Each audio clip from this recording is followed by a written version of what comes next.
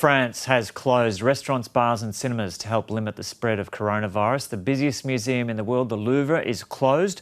Journalist Sam Davies says life in Paris under lockdown is surreal. Well, the Eiffel Tower and the Louvre, they shut on Friday. That didn't really affect anyone except for tourists. So Paris life went on. But what really hit us hard was yesterday at about 8 o'clock when we got a breaking news that all the bars and cafes, cinemas, as you said, discotheques, whoever goes to those anymore, were all going to close at midnight. So I promptly rushed to the bottle shop and stocked up on wine and champagne to get me through what could be a protracted lock-in. Funnily enough, pharmacies and supermarkets and food stores are open. Funnily enough, they have also, this being France, decided to keep tobacconists open too. So they've always got their eye on what's healthiest for the population. So that's good to see. It was a strange mood last night. I know I probably shouldn't have gone out, but I needed to just experience it. And there's a real sense of a war footing, if you like. The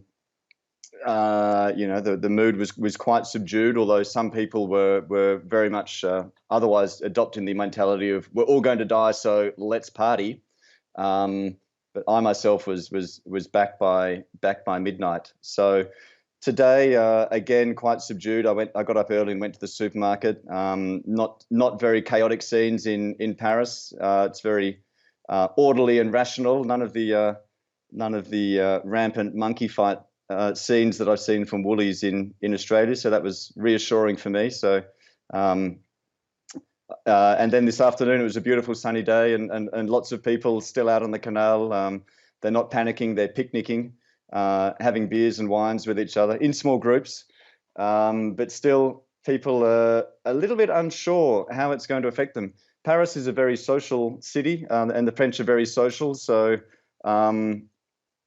Typically with these terraces and bars, it's where you congregate for socializing or to come together. I mean, Lisa, you were here in the terror attacks in 2015, and after that shocking event, people congregated on the terrace to console each other. And this is very strange ambience because we're not actually allowed to be socializing outdoors. And at the same time, many apartments in Paris are very tiny. People often live alone, so people are probably going to go mad, to be honest. But it's going to be a great season for Netflix, I think. Radio France has actually enacted war protocol, which means no live interviews, just news bulletins. So that's the first time since World War II since that's happened. So it really is quite an exceptional moment that we're living through. We reckon that we're about 2 weeks behind Italy, or maybe a week and a half. So Italy's got the brunt of it at the moment, but Spain and Italy are the two borders of France, or two of the borders. So there's a real fear that what's happening in Italy now is just around the corner for us. There is rumours that controls will be tightened. Nothing for the moment's being announced. So. For the time being, I don't have further developments on that, but certainly the situation just changes minute by minute. I mean, last night, they closed the Louvre and the Eiffel Tower on Friday, and then suddenly last night, without any notice, they closed all bars. So a lot of the restaurants and cafes were in the position where they had to throw away up to 3 weeks of food that they'd stored for the coming weeks. So I don't know whether there's any lessons in that for Australian cafes and hospitality places that might be facing similar restrictions in the future. But it's certainly in Paris, it really caught hospitality and small business owners off guard.